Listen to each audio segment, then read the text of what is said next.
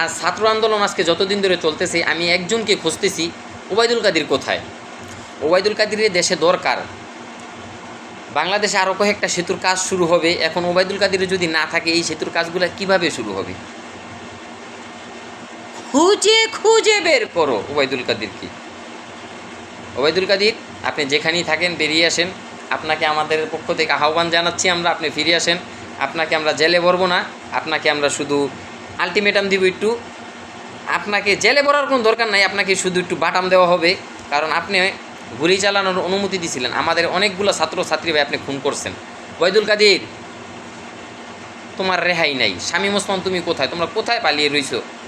তোমরা বেরিয়ে আসো। ওবায়দুল কাদের, একটা আর দুইটা ছাত্রছাত্রী ভাই বোন মরে নাই। আমার যেই ছাত্রছাত্রী ভাই বোনগুলা শহীদ হয়েছে তাদের বিচার আমরা চাই, কঠিন বিচার চাই। যেই শিক্ষার্থী আপুরা চিৎকার করেছে মাঝরাতে, ওই আপুদের চিৎকারে